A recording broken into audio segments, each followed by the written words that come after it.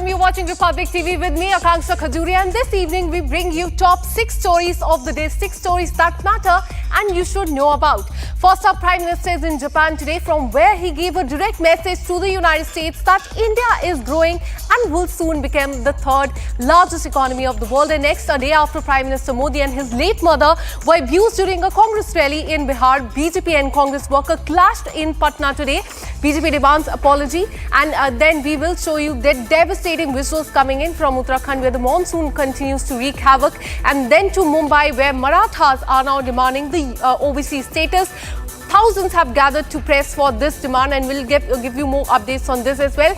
And then to the much-awaited SCO meeting in China in just another 2 days, where Prime Minister Modi, Chinese and Russian President will be meeting, and Republic TV is there on the ground. And lastly, so-called legendary American F-16 fighter jet has crashed yet again. These are the top 6 stories that we're tracking for you this evening. Let's get started. Prime Minister Modi has arrived in Japan today for a 2-day visit to attend the 15th India-Japan Annual Summit. The visit is packed with strategic talks, big-ticket investment and a strong message to the United States. Here's what Prime Minister Modi said in Japan. Prime Minister Narendra Modi is in Tokyo on a 2-day visit. A rousing welcome from the Indian diaspora with Gayatri Mantra, folk songs and a show of cultural pride.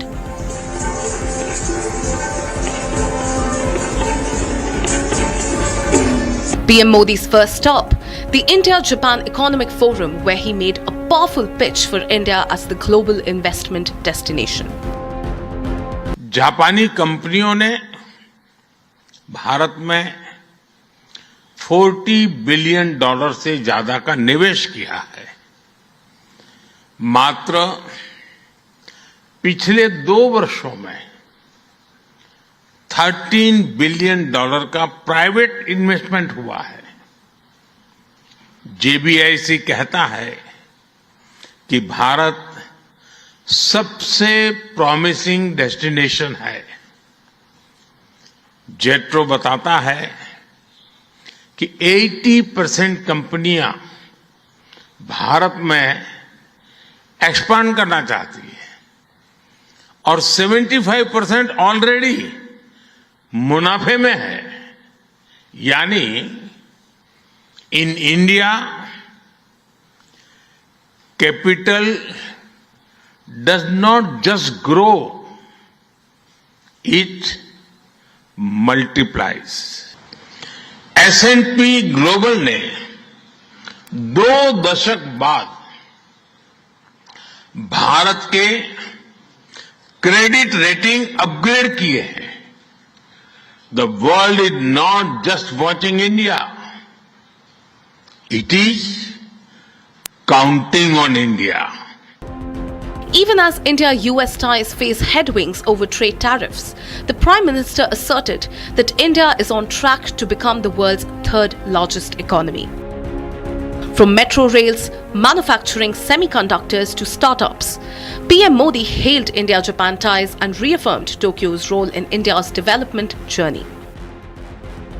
आज भारत विश्व की सबसे तेज grow करने वाली major economy है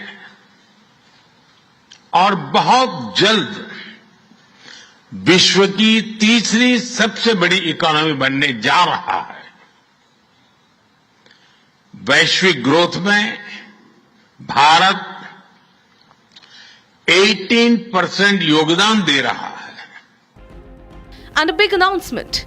India opening the doors of its nuclear energy sector for the private participation.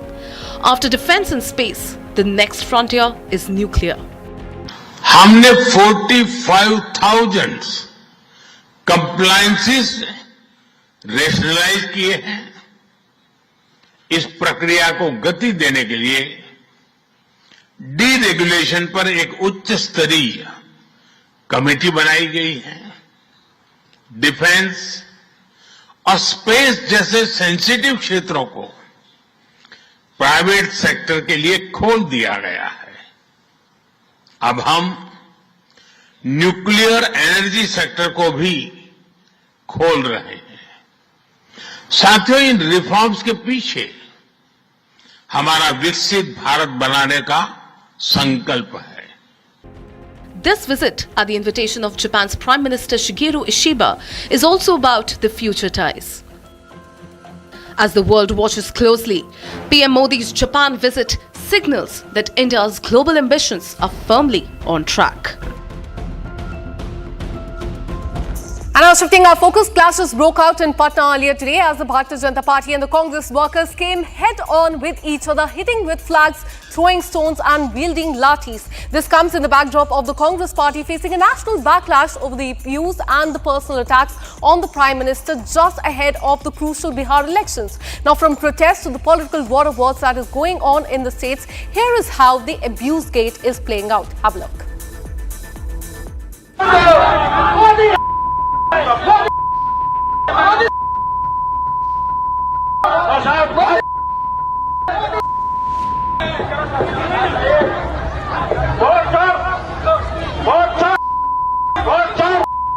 You can hear the slogans, Modi Chor.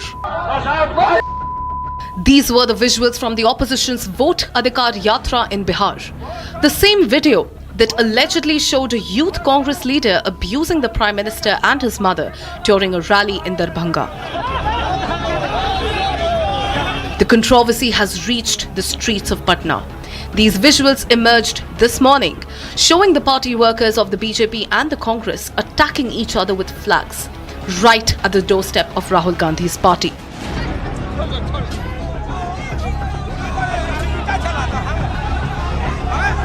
Across India, reactions are pouring in onto the Bihar abuse gate as it becomes the biggest controversy ahead of Bihar elections.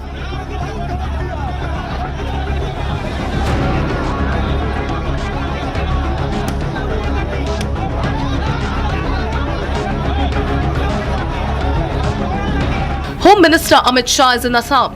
He condemned the abusive politics, asserting that under Rahul Gandhi's leadership, Congress has sunk to new lows. एक घुसपैठिया बचाओ यात्रा जो उन्होंने बिहार में निकाली है, उसमें राहुल गांधी के स्वागत के मंच पर से नरेंद्र मोदी जी की स्वर्गीय माता जी के लिए अपशब्द बोलकर सबसे घृणित काम कांग्रेस के नेताओं ने किया है। मैं आज इस मंच से राहुल जी ने जिस प्रकार से घृणा की स्तर बगर की राजनीति की शुरुआत की है, Bihar's Deputy Chief Minister claimed that abuse was part of a pattern, saying it's becoming typical of Rahul Gandhi and Lalu's party to abuse the Prime Minister and Sanatan Dharma. आप गाली गलौज पर मां बहन पर यदि आ रहे हैं तो ये लोकतंत्र के लिए शर्मसार करने वाला समय है। राहुल गांधी को सबसे पहले और तेजस्वी यादव लालू जी के परिवार को माफी मांगना चाहिए। इस तरह की घटिया राजनीति कभी भी लोकतंत्र में नहीं हो सकता। इस तरीके से गाली गलौज करना, वो भी देश के प्रधानमंत्री के लिए, ये कतई कोई स्वीकार नहीं कर सकता। अगर आपको उनके किसी विषय को लेकर ऐतराज भी है तो आप अपने पक्ष को रखिए ना, पर मर्यादित होकर उस पक्ष को रखिए। और कांग्रेस जैसी पार्टी जो कि देश की सबसे पुरानी पार्टियों में से एक है, कांग्रेस जैसी पार्टियों के रहते हुए इस तरीके की भाषा का इस्तेमाल किया जा रहा है। और किस तरीके का गाली गलौज, मतलब ये गली में नुक्कड़ के गुंडे ऐसी भाषा का इस्तेमाल नहीं करते। BJP MP Ravi Shankar Prasad slammed the Congress, asking if the party should justify an abuse of the PM's mother, even as its leaders present on the stage at the event simply watched on. अभी देखा हमने क्या इतना घटिया हो गई है Congress party कि भारत के प्रधानमंत्री, उनकी मां जिसने गरीबी में भारत के प्रधानमंत्री को बड़ा किया, अब वो दुनिया में नहीं है, उनके बारे में ऐसे शब्दों का प्रयोग करती हैं। राहुल गांधी की माफी मांगिए। In response, the Congress party has dismissed the outrage. Congress leader Pawan Khera has called it a distraction tactic by the BJP and a deliberate attempt to derail the conversation around voter rights and electoral integrity. किसने की टिप्पणी?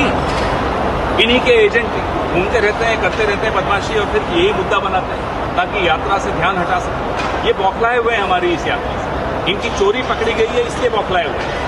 कौन है जो गिरफ्तार हुआ है? किसका आदमी है? किसने करवाया उससे? पता लगाइए। But some congressmen are outrightly condemning what happened at Darbhanga, showing how disconnected the party's leadership is, split even on such an issue ahead of the polls. If you look at the political overtone of this particular incident that has taken place, one, the entire Bhot Adhikar Yatra of Rahul Gandhi has fizzled with this particular statement, setting a narrative in favor of the BJP. And this is kind of the template, this is the kind of template the BJP requires to contest elections, whether be it in any state. We are all waiting for Prime Minister Narendra Modi's remarks on 15 September when he visits Bihar. And now shifting our focus, rain fury continues to wreak havoc in the hills as well as plains. Rivers in Uttarakhand are overflowing, ancient temples are submerged, highways are completely cut off and families are trapped after the cloudburst that took place there from Rudraprayag to Chamoli and Haridwar as well. Visuals of devastations are pouring in from the state of Uttarakhand. Have a look at the special report. Continuous rainfall has pushed rivers in Uttarakhand into a state of fury. Both the Alaknanda and Mandakini are flowing well above the danger mark, turning the Holy Land into a zone of destruction. The ancient Hanuman temple in the district headquarters now lies completely submerged. Saints and sages had to be shifted to safer places as water swallowed the sacred site. In Rudraprayag, 40 to 45 families are in grave danger after a cloudburst. Torrents of mud and debris swept into villages, triggering panic and forcing desperate evacuations. Heavy rain and massive landslides have cut off roads, leaving disaster relief teams struggling to reach the affected areas. Every minute of delay is costing precious time in the rescue operations. In Haridwar, a sudden surge in what was once a dry river shocked the locals. A car was seen helplessly floating in the raging current. Water spilled onto the roads, flowing at dangerous speed. Panic spread across neighborhoods as people ran for safety. SDRF and local administration teams rushed towards Chamoli, where families are still feared trapped under the debris. On the Badrinath highway, the water level has reached the roads. Alaknanda and Mandakini continue to rage above the danger mark, bringing traffic to a complete standstill. And it's not just Uttarakhand. In Telangana's Medak is partially submerged after incessant rains. Shockingly, this is the second time in just 10 days that the sacred shrine has gone underwater. From temples to highways, villages to rivers, the rain fury has left destruction in its wake. With rivers swelling and mountains crumbling, the monsoon continues to test resilience and faith alike.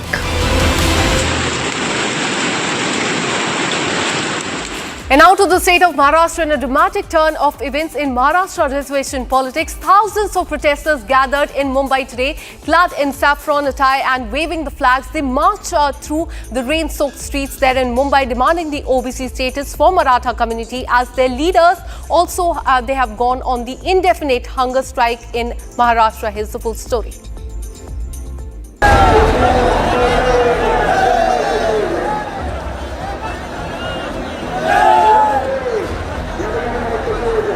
Thousands of protesters, clad in saffron caps and scarves, waving saffron flags.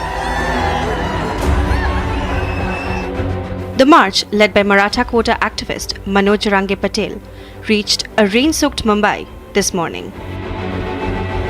This as the activist began an indefinite hunger strike at Mumbai's Azad Maidan.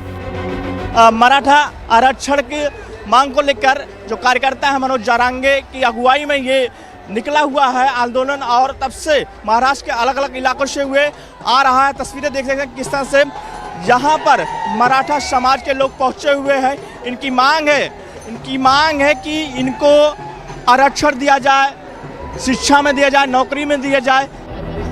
Manoj Range Patel declared that he would not end his fast until the government granted reservation for Marathas under the OBC category, a demand that he reiterated with unwavering resolve. As the protest gained momentum, the city witnessed significant traffic snarls, especially in South and East Mumbai. This prompted the police to issue a traffic advisory and deploy over 1,500 personnel at the Azad Maidan. Supporters of Manoj Range Patel also gathered at the Chhatrapati Shivaji Maharaj terminus as they protested, demanding a Maratha reservation. आरक्षण की मांग को लेकर मराठा समाज आज मुंबई के आज़ाद मैदान में प्रदर्शन कर रहा है। मनोज रंगे के अगुवाई में मराठा समाज के महाराष्ट्र के अलग अलग जगह से जो मराठा समाज के लोग हैं पहुंचे हुए, उनकी मांग है कि आरक्षण दिया जाए, रिजर्वेशन लिया जाए। और तस्वीरें मैं दिखा रहा हूँ सीएसटी स्टेशन का किस तरह से लोग पहुंचे हुए हैं, गाड़ियाँ रुकी हुई है और भीड़ देख सकते हैं किस तरह सीएसटी स्टेशन पर यहाँ पे भीड़ हुई है। As the Maratha movement escalates, OBC groups have announced a counter-protest, objecting to Marathas being included in their quota pool. With tensions rising, Mumbai now stands at the heart of a growing quota battle that could reshape Maharashtra's political and social landscape. And now shifting our focus amid Donald Trump's tariff war, world leaders are set to come together in a show of solidarity at the SCO summit in China later this weekend. The key SCO summit will give the way for strengthening of the ties between India, China and Russia, as the Prime Minister will be holding the bilateral talks on the sidelines of this crucial summit. And the talks will happen as India faces US President Donald Trump's tariff hikes amid the mounting American pressure to curb the purchase of the Russian oil. Here's more.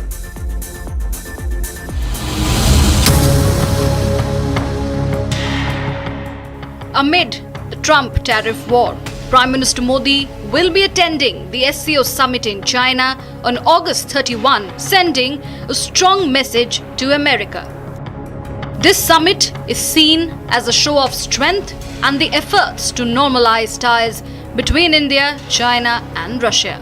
The Shanghai Cooperation Organization Summit is set to bring together over 20 world leaders in China.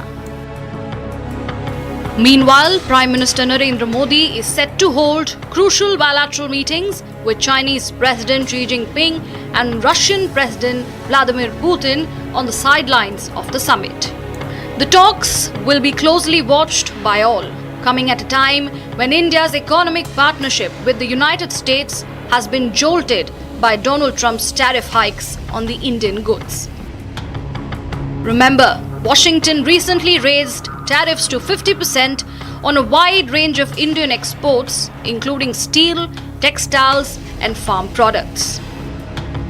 Meanwhile, Prime Minister Modi's meeting with Xi Jinping will be their first face-to-face encounter in almost a year and comes after recent diplomatic efforts to ease tensions between India and China. On the other hand, the SCO summit will give China a chance to lead the global south and support Russia, while India will use this show its commitment to working with multiple countries and finding its own balance in global politics. The SCO will discuss regional security, trade and connectivity with a focus on counter-terrorism and economic cooperation between the nations. And now shifting our focus, another fireball, another fall. The so-called legendary American F-16 jet crashes once again, and this time in Poland. The pilot dead on the spot. 6 crashes in the last 2 years, with many asking, is America's war machine crumbling mid-air? Here's more.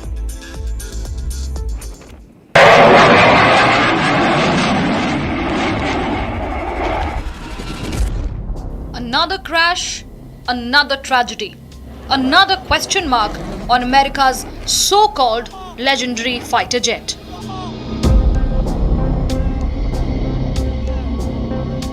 During a rehearsal for the prestigious Radom Air Show, the Polish Air Force F-16 fighter jet plunged into the runway, killing the pilot instantly. the mighty F-16 reduced to burning wreckage, skidding helplessly for several hundred meters before it engulfed into huge fireball. This was no ordinary accident. It happened during rehearsals for one of Europe's biggest aviation events. Deputy Prime Minister of Poland confirmed the loss, calling it a great loss for the Air Force. But the bigger loss is credibility. The credibility of an American aircraft sold as invincible. For decades, the F-16 was hailed by the United States as the workhorse of the skies, praised for its agility, reliability, and trusted by over 25 nations. But behind the praise lies a troubling record: 6 crashes in just 2 years. With mounting accidents, combat losses, and tragic fatalities, is the F-16 truly a legend of the skies or the most overrated fighter jet of our time, exposing a dangerous flaw in USA's defense capabilities?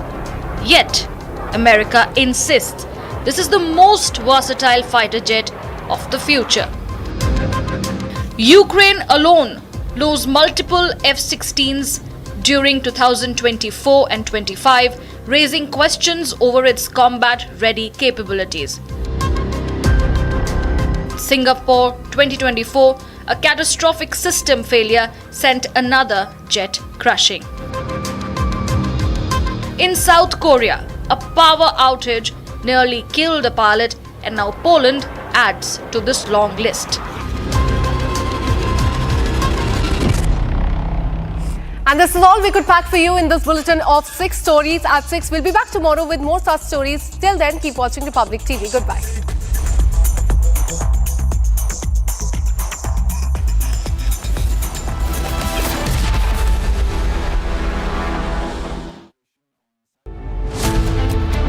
Prime Minister Modi takes India's assertive agenda to SCO. US trade wars trigger Asian strategic consolidation. India at the heart of a new global order. Debating at 9 p.m.